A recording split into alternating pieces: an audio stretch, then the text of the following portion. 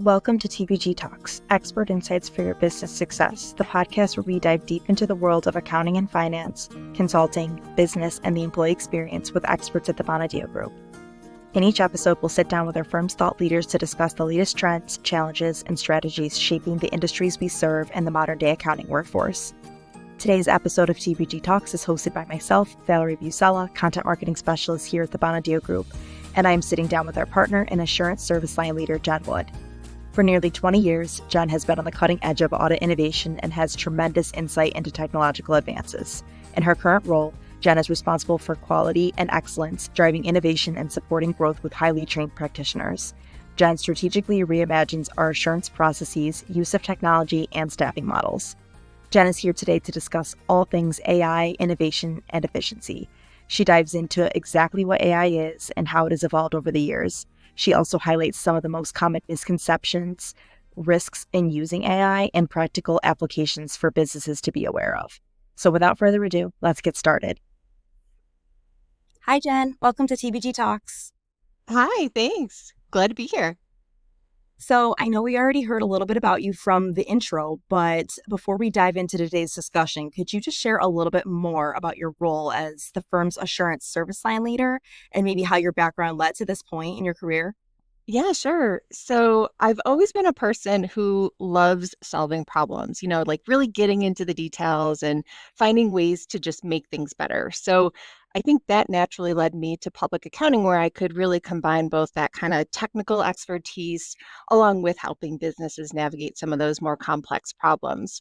But I started my career in public accounting at a Big Four firm, and I was there for about 18 years. And then I joined Bonadio about 6 years ago as a partner and audit innovation leader. And I absolutely love that role because I found as I moved up in my career, I really just, I beyond just delivering great assurance services, right? I really wanted to shape how we delivered them and how we use technology and how we improve process and how we create a more efficient and valuable experience for our clients. And then most recently, I am now extremely honored to be the Bonadio Assurance Leader, and that includes overseeing a team of around 400 professionals. But given my innovation background, I am just super passionate about the profession in general's use of technology. So I think as a natural result of that, even in my current role at the firm, I'm finding that it's really deeply focused on driving efficiency and leveraging technology and really ensuring that our firm stays ahead of those industry changes. Awesome. I think that's a perfect segue into today's topic, which is efficiency, innovation, and AI. So I'm thinking we can just jump right in. So AI is a broad and evolving topic that has infiltrated most, if not all, industries at this point. And I think most people have an idea of what AI is, but just to kind of set the stage for our listeners, can you just give us a quick definition of AI and kind of the different forms of it and how they differ? Yeah, absolutely. So AI in general is all about machines learning from data in order to perform tasks.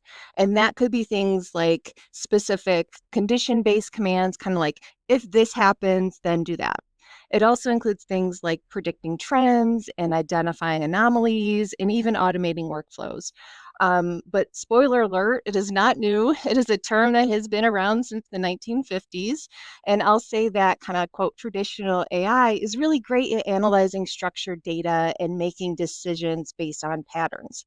However, generative AI, on the other hand, it goes a step further. And this is new and super exciting because it doesn't just analyze, it creates. So think of tools like ChatGPT or even like an AI image generator, right? They generate texts and images, and they can even generate code based on specific user prompts. So that means businesses can use AI not just for automation, but also for things like content creation and brainstorming and problem solving in ways that we just frankly haven't seen before. It's incredible how much AI can do now. And you mentioned that it's been around since the 1950s. So it's been around for decades, but why is there such a surge in interest now? Yeah, I would say it's because it's available, right? So AI has been evolving for a very long time, but what's changed most recently is that accessibility. So we've seen computing power has grown, cloud-based AI tools have become more widespread, and these models, like these generative AI models, have really brought AI into the mainstream. And the good news is that anyone can access it now. And I'd say just even over the last 2 years, we've kind of reached this like tipping point where AI isn't just for researchers or computer programmers. It's a tool that we can use in our everyday lives, not just business, but even in personal. So it's making it easier than ever for people to really adopt and integrate. I think with that increased accessibility to AI also comes with a lot more perspectives on AI out there. I think it's not a single day goes by when we don't see an article that has AI in the headline. So I think it can be hard for people, whether depending on how much you know about it, it can be hard to keep track of kind of what's real, what's not. Are all of these concerns valid? So I'm just wondering if you could share some of the common misconceptions about AI that you think are important for businesses to be aware of. Yeah. So some common misconceptions, I would say, and I probably get this question at least once a week, but a common misconception is, hey, is AI going to eliminate the need for a CPA? And oh my gosh, that is absolutely not true. It just simply is not true. So AI is a tool. It enhances what we do, but it still needs human oversight. And that's because another misconception is that AI is foolproof, and it's not. In reality, AI is only as good as the data that it's trained on. So that really means that it can be biased or it can be incorrect if it's not used properly. I think another common misconception is that some businesses think that AI is only for maybe big companies, and that's not true because there are a lot of AI solutions out there today that are accessible, affordable, and incredibly impactful for businesses of all sizes. I think that's really important to keep in mind, especially on the point of it kind of taking jobs. I think that's always kind of like one of those like fear mongering headlines that you see out there. And it's so important to know that people will always be needed in different careers. Um, so can you give a couple examples of how generative AI specifically is currently being used in professional services, whether it's at our firm or other businesses that you've worked with? Yeah, absolutely. So firms like Bonadio, we frequently use AI in a bunch of different ways. So the first one I'll highlight is kind of client communications and even proposal generation. So these tools can really help us generate things like client proposals and engagement letters and even customize communications faster by using that natural language processing in order to tailor the messaging based on our clients' needs. Now, again, it's a great first draft. We still need human oversight. We still need people to review the output of these tools.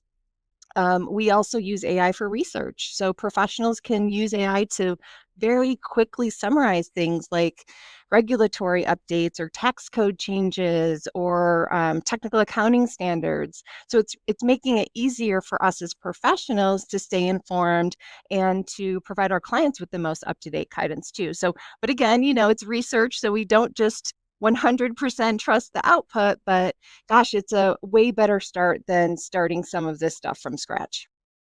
Yeah, that makes perfect sense. Um, You mentioned a little bit about kind of the applications of AI that you've seen in action. Are there any others, like specifically like promising applications of AI that you've seen that maybe business leaders should be kind of looking into or prioritizing right now?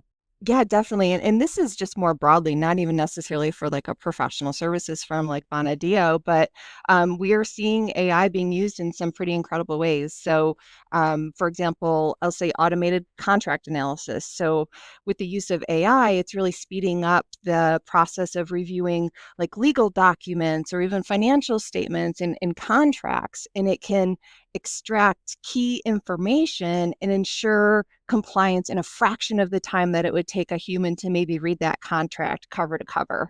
A lot of these AI tools, they can even annotate those key terms so that you can see the relevant excerpt of that contract with just one quick click. So it's a great, easy way to validate the output from AI.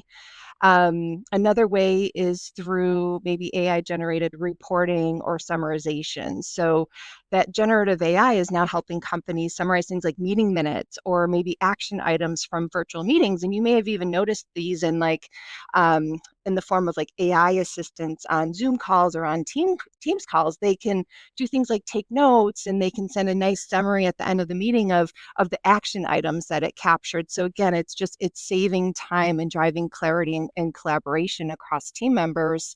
And the third one that I would highlight is maybe just kind of customer service in general. So with this generative AI, we can use things like chatbots and virtual assistants to provide businesses with very easy 24/7 support, right? Especially when it comes to responding to client inquiries. And man, these chatbots are getting smarter and smarter. I'll give you an example. During the holidays, I ordered two bracelets for my two daughters through Amazon, and the package arrived, and there was only one bracelet in there. And I'm thinking to myself, oh man, what a nightmare this is going to be to return or request a refund on something that I didn't actually get. But I was amazed that Amazon chatbot was able to solve my problem and refunded the missing bracelet in less than 3 minutes. So the fact that it could comprehend this kind of complex one-off situation it's truly amazing. So, again, even with something like a chatbot and applying it to a business, I mean, that AI can even be your first line of defense for your back office IT help desk. So, free up the IT team to focus on those bigger problems and not the little stuff like password resets or, finding and downloading applications. It's amazing how much chatbots have improved over the years. I remember even just a few years ago, it was like an absolute nightmare. Like you said, like being nervous to use one, you're like, this isn't going to go anywhere. But they have truly improved, and it's insane how fast that's happened. Are there any uses that you think you would caution business leaders to using? Like, is there anything that you might want to like kind of steer people away from using if they think they want to get involved in AI? Nothing that I would say to steer away from, but there are concerns, right? So three big ones: bias, privacy, and security. So these AI models, right? They learn from the data, and if the data is biased, the AI output is going to be biased too. So it's that garbage in, garbage out strategy. Privacy is another concern. So these AI tools, they process huge amounts of data, and businesses need to be really careful about data security and regulatory compliance there. So oftentimes these kind of quote free versions of these tools, they're not secure. So you cannot upload sensitive information into like an individual's chat GPT or Microsoft Copilot. You really need that enterprise or subscription version because we just don't have the confidence that those applications are truly secure. And the last thing I'll highlight is maybe just kind of in general security threats. So AI can be used for good, but it can also be exploited for things like cyber attacks too. So I'll just say businesses need to adopt AI responsibly. We need strong governance and oversight and training so that employees really understand how to use AI safely. I think those are all really great tips. It's something that I feel like a lot of people don't even consider when they're using like ChatGPT, for example. It's like you just assume that everything's going to be okay when you're inputting information. So it's very, very important for businesses and individuals to understand and be able to navigate these challenges. We kind of already touched on this a little bit, but for organizations that are hesitant about AI, maybe they are aware of these risks and they kind of don't really want to dabble in AI yet. What are some small practical steps that you would encourage them to take to start integrating it? Just because of the benefits are super, they're amazing. So I think it's great to encourage people to start adopting it. Yeah, I guess my advice would be to start small, but just start. Identify one area where AI could improve efficiency. So maybe that's like automating invoice processing or even using AI for like internal reporting. I'll tell you, the businesses that embrace change invest in technology, and rethink how they operate, those are going to be the ones that thrive.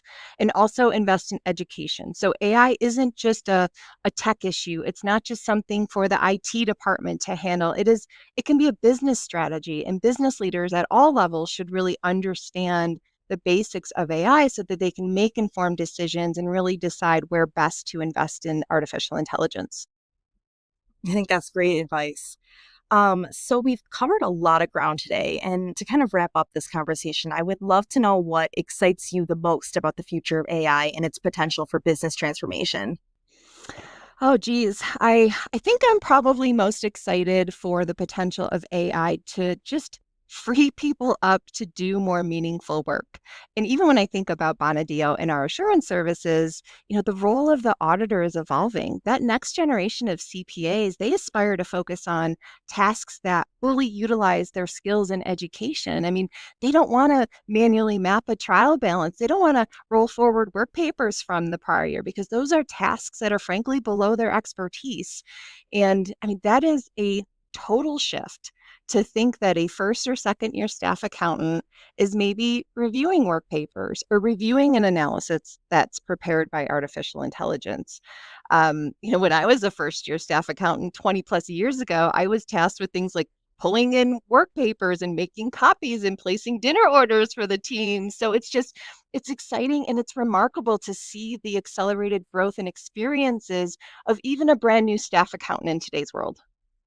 That's incredible to hear. And I think it's very exciting for the profession and many professions. Last but certainly not least, we like to ask all of our guests if they have a podcast or a book recommendation. It does not need to be related to assurance or AI, although it certainly can be, but it can really be about anything. So I just started reading. I'm not through it yet. I'm pretty early into it, but it's called The Alignment Problem by Brian Christian, and it talks about the issue of aligning AI systems with human values and the potential consequences of a misalignment. So, for example, maybe we're leveraging AI to comb through hundreds of resumes to find the best candidate. And then maybe we find out that there was maybe gender bias in the results, right? So how do we get that alignment? But I would say there's tons of resources out there on this topic, and it truly is an exciting topic. But if you do want to learn more, and even consider asking Chat GPT for recommendations specific to your business. And the really cool thing about Chat GPT when you're asking for recommendations is that it's very different than like Googling the same question, because when you Google something, you see all the sponsored ads first. So you got to kind of like comb through those and say, okay, they're sponsored. I'm not really interested in that. They're just pushing that to me. But tools like Chat GPT, they have no sponsored ads. It's just the real deal. You're going to get exactly what you're looking for. So I would definitely try to use Chat GPT to find an excellent resource if you're interested in really any topic. Awesome. That's wonderful advice. And thank you for sharing. For our listeners, we will be linking Jen's her book recommendation in the episode description on our website and our Spotify. But that is all we had for today. So thank you so much for joining us, Jen. It was a great conversation. Yeah, thanks for having me. It was fun. That wraps up our interview with Jen Wood. We hope you found this episode insightful and informative. Be sure to subscribe to our podcast for more episodes featuring our thought leaders. And if you're interested in checking out Jen's book recommendation, it has been linked on our Spotify as well as the TBG Talks page of our website. Thanks for listening, and we'll see you next time.